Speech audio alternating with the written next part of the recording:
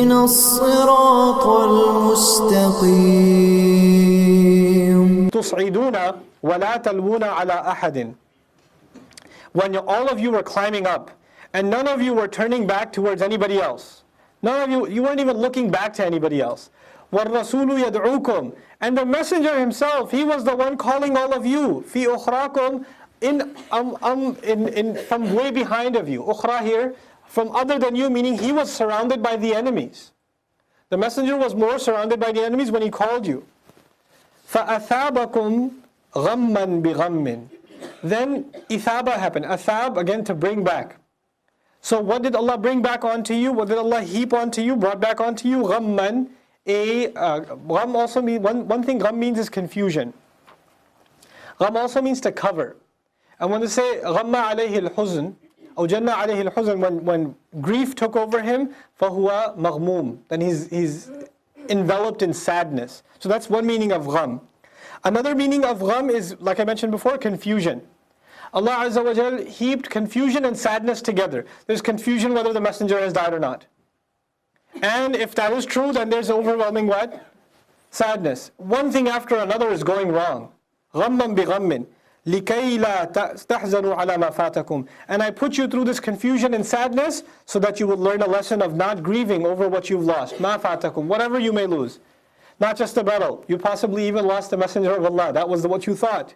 Even that, you shouldn't be grieving, because that's not what this world is about. Not about worldly things. وَلَا تَحْزَنُ وَلَا مَا أَصَابَكُمْ. And you shouldn't grieve over whatever falls upon you.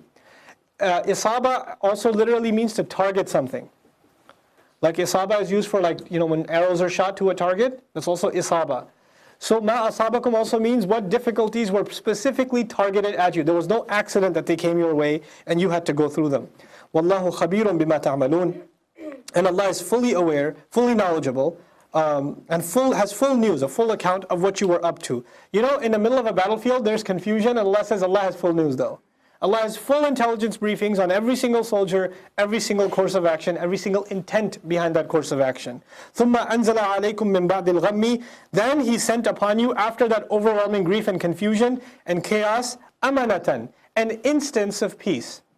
See, some masdars in Arabic, some infinitives in Arabic come with a ta marbuta. And the benefit of that is they become an instant of something. Like darbatan. Darbatan is not the same as darban. Darb is to strike. Darbatan is single strike. Okay? Single strike is darbatan. You add a ta marbuta. Okay? So you have إِذَا دُكَّتِ الْأَرْضُ دَكًّا دَكًّا. But then you have dakkatan or dukkatan wahidatan. A single hit. Okay? So the same way, by the way, this even works with night, like layl and laylatan. Layl is night. Laylatan is a single night. This is amanatan, a single instant of peace. A momentary peace. In the middle of battle, obviously you can't talk about being tranquil and like saying, You can't do that in the middle of a battlefield. There's yelling, screaming, and blood splattering everywhere. You're not going to sit in the middle of it and go, yeah, just taking a coffee break for a second, That doesn't happen.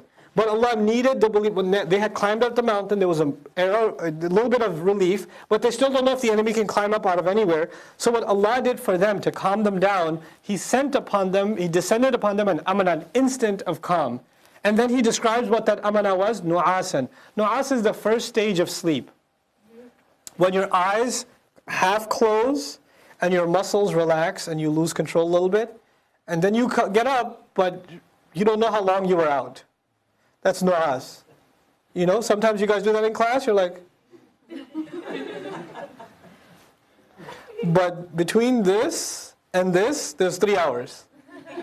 2 breaks happened, a whole batch of students graduated, all kinds of stuff happened. قَالَ كَمْ لَبِثْتُمْ. How long were you here? لَبِثْنَا يَوْمًا وَبَعْضَ يَوْمٍ. Right? So, this is nu'as, the first stage of sleep. يَغْشَى طَائِفَةً مِّنْكُمْ. It overtook a group among you. This is the true believers. Allah gifted them with what you can call a power nap. He refreshed them in the middle of this chaos. وَطَائِفَةٌ. And another group, قَدْ أَهَمَّتْهُمْ أَنفُسُهُمْ. Oh man, their own selves had become super important to them. They're like, oh no, the enemy's going to get us. They can't sleep. They're like, they couldn't sleep, even though Allah had descended that powerful sleep. And of course, they saw other true believers falling asleep. And they're like, why are you sleeping? We're going to get killed. So Allah is explaining that there were still some weak among you. Some weak among you, and they couldn't sleep. أَهَمَّتْهُمْ أَنفُسُهُم. And these are also, the 300 hypocrites left. But there were some who were like way up there. And so they had to go a lot of excuse me to get out. So they're like, oh, maybe I should just stay. It's too embarrassing to leave. So there were some munafiqeen still left in the battlefield. They were still left. They were stuck. Now Allah will describe these guys who got stuck. And they didn't want to fight, but now they're caught in it. They're يَظُنُّونَ بِاللَّهِ غَيْرَ الْحَقِّ. They're making assumptions about Allah without right, without justification. ظَنَّ الْجَاهِلِيَّةِ. The kinds of assumptions you can only make before Islam. ظَنَّ الْجَاهِلِيَّةِ means that the assumptions of the Jahiliyyah period, of the era of ignorance. These are the kinds of assumptions they were making. يَقُولُونَ, meaning someone who's got to know who Allah is through the Quran would never make assumptions like that. يَقُولُونَ هَلْ لَنَا مِنَ الْأَمْرِ مِنْ شَيْءٍ. They were saying, do we have any authority? Does anybody ever listen to us also? Do we get to have any part of the decision-making process? You know why they said that? We told you we should have stayed in Medina and fought. We shouldn't have come out here. Do we get any control at all? And they didn't even say this out loud, but Allah heard it. And Allah told His Messenger to tell them, قُلْ إِنَّ الْأَمْرَ كُلَّهُ لِلَّهِ. Tell them the decision-making, all of it belongs to Allah. يُخْفُونَ فِي أَنفُسِهِمْ مَا لَا يُبْدُونَ لَكَ. They're hiding inside of themselves, deep inside themselves, what they're not exposing to you, meaning this qawl of theirs, some say, is what they were hiding. And so the Messenger goes to them and says, decisions belong with Allah. How do you know? And Allah says, they're hiding inside of themselves what they're not exposing to you. يَقُولُونَ لَوْ كَانَ لَنَا مِنَ الْأَمْرِ شَيْءٍ. They're saying, had we had even a little bit of a decision-making capacity, if we had even a portion of the decision-making, a portion in the decision-making process, مَا قُتِلْنَا هَا هُنَا, we would not have been killed here at all. Guaranteed we wouldn't have been killed here. قُلْ, tell them, لَوْ كُنْتُمْ فِي بُيُوتِكُمْ. Had you been in your homes? And Allah tells them straight out, by the way, if we fought from Medina, you wouldn't have been on the borders of Medina fighting. Where would you have been? You would have been at home. لَوْ كُنْتُمْ فِي بُيُوتِكُمْ لَبَرَزَ الَّذِينَ كُتِبَ عَلَيْهِمُ الْقَتْلِ. Baraza means to come face to face with something. You remember this word? فَلَمَّا بَرَزُوا لِطَالُوتَ وَجُنُودِهِ. When they came face to face with Talut and his armies, yes? So Allah says, those who upon whom, الَّذِينَ كُتِبَ عَلَيْهِمُ الْقَتْلِ, upon whom death has already been written by Allah. وَمَا كَانَ لِنَفْسٍ أَن تَمُوتَ إِلَّا بِإِذْنِ اللَّهِ كِتَابًا مُؤَجَّلًا. No one can die. And also what is written here is not just when they will die, but how they will die. Maybe the way they will die is just a natural death. Maybe it's being killed. Here Allah mentions being killed. Because they're thinking if I stayed at home, I would have died a natural death. I wouldn't have been killed by an enemy. Allah says, murder itself, that was written on those that were supposed to get murdered, it would come face to face with them, إِلَى مَضَاجِعِهِمْ. In other words, it's describing death. This is imagery in the Quran. This qatl, murder, think of it as an enemy, a person, even though it's an idea. Okay, it's the command of Allah, al-qatl in this case. This enemy goes through the enemy ranks, goes through the defenses, and makes your way to your house, and then makes your way upstairs into your bedroom. It says, لَبَرَزَ الَّذِينَ كُتِبَ عَلَيْهِمُ الْقَتْلُ إِلَىٰ, all the way to مَضَاجِعِهِمْ, مَضْجَعْ, the place where you go to sleep. Interestingly, the word for sleep is also naum. So manam is also a place of sleep or a time of sleep. The ism dharf of daja'a, heavy word, like daja'a, heavy letters, for sleeping. But it's a kind of sleep where you don't get peaceful sleep, where you're tossing and turning, where you're nervous. So Allah is implying, even if you were at home, you would have been nervous in your beds. Because they wouldn't have been those kinds of beds where you sleep peacefully. They would have been madaji', not sarir, where you have surur, where you have tranquility, you have happiness. You would have been tossing and turning. You couldn't get a decent sleep in madaji'. Interestingly, in the Quran, when there's disharmony between husband and wife, وَهْجُرُوهُنَّ فِي الْمَضَاجِعِ also, because those beds no longer have peace in them. So madja' is used there again. Anyhow, death would make itself all the way, come face to face with you right at your bed. Murder itself would come to you at the bed and it'll say, hey, hi there. It's, yeah, you got 1 minute. Do what you want. Time will come, it'll happen. وَلِيَبْتَلِيَ اللَّهُ مَا فِي صُدُورِكُمْ. And this is only to test what Allah, so Allah can test what you have in your chests. وَلِيُمَحِّصَ مَا فِي قُلُوبِكُمْ. And so He can burn out and cleanse through a painful process what is lying inside your hearts. So there's sudur and then there's qulub. There's intentions, sudur. There's all kinds of things in the sudur. And then iman is all the way inside the qalb. So the iman needs to be purified. And all these other awhan need to be cleansed from the chest. Wallahu alimun bidati sudur. And by the way, there's also an implication of outside and then inside. The radius of the heart is called the sadr. It's around the heart, the chest. And then deeper inside. Just like the death reached all the way inside the house, all the way into the bed. Then there's first the sadr and all the way into the qalb. There's this penetration implied. It's very beautiful. Wallahu alimun bidati sudur. And Allah, while Allah is fully aware of the nature of the chest. I'll take 10 more minutes, you guys. You guys okay with that? 10 more minutes? Sorry. Okay. إِنَّ الَّذِينَ تَوَلَّوْا مِنْكُمْ يَوْمَ الْتَقَى الْجَمْعَانِ. Those who turned away from among you the day on which the two parties met. I told you Banu Haritha, Banu Salama, in the middle of the battlefield, what happened to them? They momentarily got overwhelmed and they ran for it. Some narrations tell us, including among them was Uthman radiallahu ta'ala anhu also, who momentarily fled, was overwhelmed, but obviously that was just momentary and he came back to fight. Some scholars and writers from the Shi'i tradition, of course, waste no opportunity in finding things that have been said about the Sahaba. So they say, your Sunni sources say Uthman was a coward, ma'adallah radiallahu anhu, etc., etc. See, we told you they're no good, etc. The thing of it is, the ayat themselves protect the dignity of these companions. So let's keep reading. Those who turned away on the day on which the two parties clashed into one another, إِنَّمَا اسْتَزَلَّهُمُ الشَّيْطَانِ. It was only shaitan that wanted to try to make them slip. Now, azalla, okay? Allah says, for example, أَزَلَّهُمُ الشَّيْطَانُ عَنْهَا فَأَخْرَجَهُمَا مِمَّا كَانَ فِيهِ. Shaitan caused them to slip. That's azalla, yuzillu, izlal. Then there's zalla. فَإِن زَلَلْتُم مِّن بَعْدِ مَا جَاءَتْكُمُ الْبَيِّنَاتُ. Zalla, to slip yourself. Then there's istazalla. Shaitan tried to make them slip. Allah did not say here, other places in the Quran, shaitan successfully made them slip. Here, shaitan only tried to make them slip, implying he failed. It was a nice try, he got a little bit far, but he eventually failed. Had Allah said azallah here, it would have been a far bigger, accusation against, or a label against these companions. Anyhow, shaitan tried to make them slip because of what they had earned, because of something they had done in the past. In other words, it may be some minor sin somewhere, some mistake somewhere, and that opens the doors to shaitan. So we're learning a very powerful lesson here. And that is minor sins that we think nothing of. When the time comes, shaitan's, you can think of each minor sin as a crack in your defense against shaitan. So your minor sins have opened up more doors for shaitan to enter into your chest and give waswasa. So when the time comes and shaitan has very powerful waswasa to you and he gets a hold of you temporarily, it is only because you left a door open for him, and the way you left that door open for him was because of one of your sins. You leave those sins and you start putting the concrete back up and you start fortifying those walls again, and shaitan is kicked out again. So good deeds and leaving bad deeds are actually the best defense against shaitan. And bad deeds are the worst thing you can do in your relationship with the shaitan. He's constantly going to be on the fence anyway. He's looking for a way in. He's never going to stop that. The problem is whether you're going to open a door somewhere or not.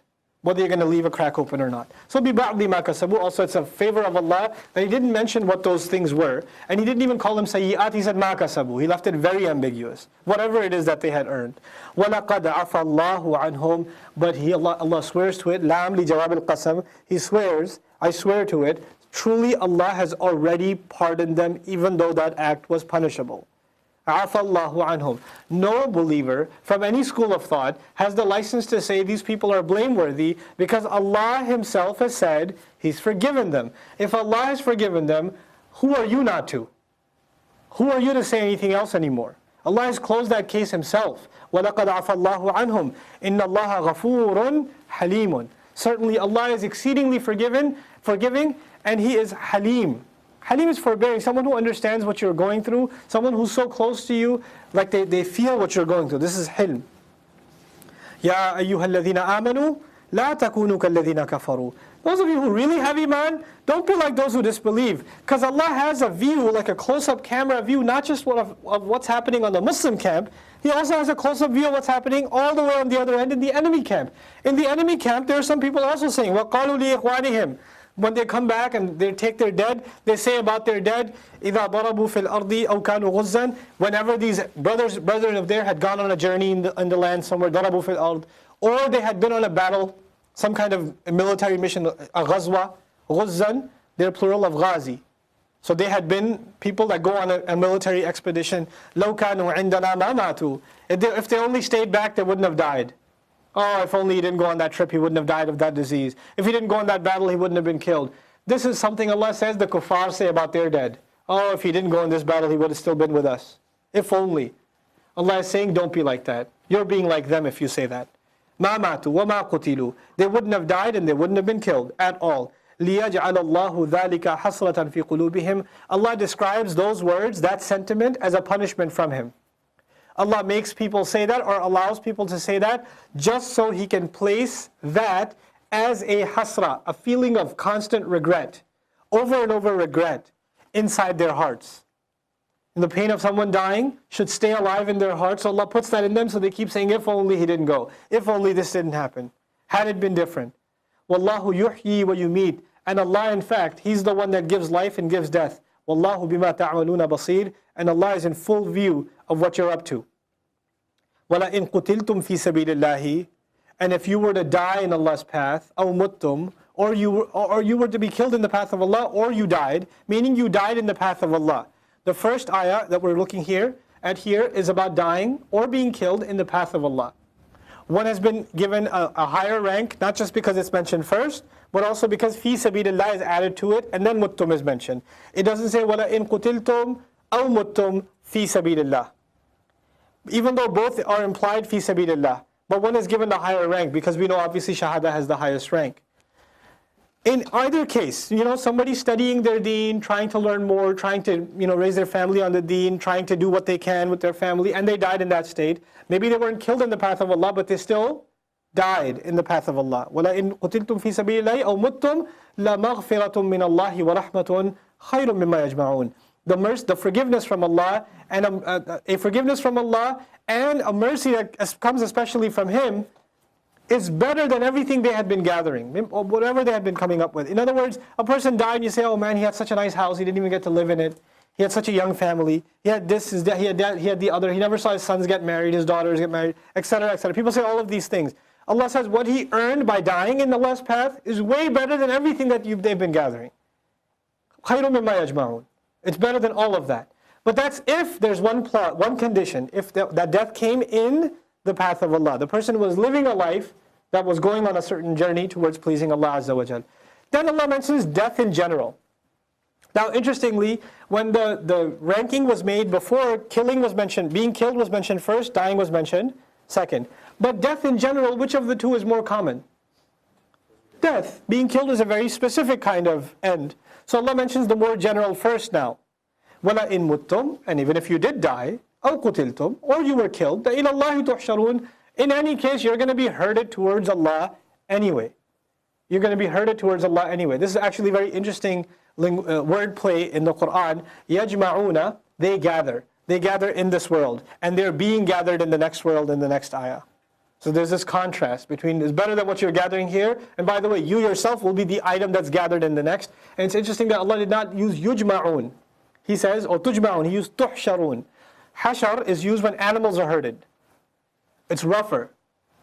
ذَلِكَ يَوْمُ الْجَمْعِ أَيْضًا إِنَّكَ جَامِعُ النَّاسِ. You're going to be gathering people. But jama' is a more subtle, a more soft, an easy gathering. But al-hashr is a tougher gathering. Animals are scared into going into a certain direction, right? Human beings will be herded on that day. لَا إِلَى اللَّهِ تُحْشَرُونَ. Because the second ayah is not فِي سَبِيلِ اللَّهِ, so it's harsher. لَإِن مُتُّمْ أَوْ قُتِلْتُمْ لَإِلَى اللَّهِ تُحْشَرُونَ. The next ayah requires a long discussion, so I'll stop here inshallah ta'ala. It was a little overambitious to get to 170, so that's okay.